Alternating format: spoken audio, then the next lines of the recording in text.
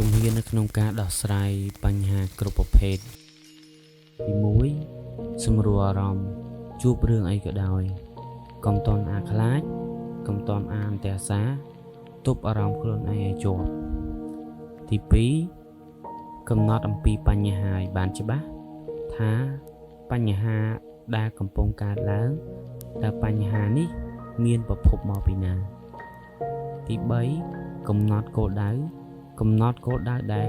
យើងចង់សម្រេចនៅក្នុងពេលនេះថាតើយើងចង់បានអ្វីទី4សរសេរអ្វីដែលខ្លួនឯងមានថាតើអ្នកមានអ្វីខ្លះហើយពេលនេះមានលុយមានមនុស្សឬក៏របស់អ្វីផ្សេង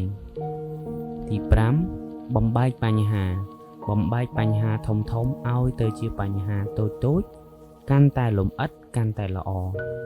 ទី6រកដំណោះស្រាយពិភាក្សាគ្នាស្វែងរកដំណោះស្រាយទាំងអស់ដែលអាចទៅរួចនៅពេលនេះទី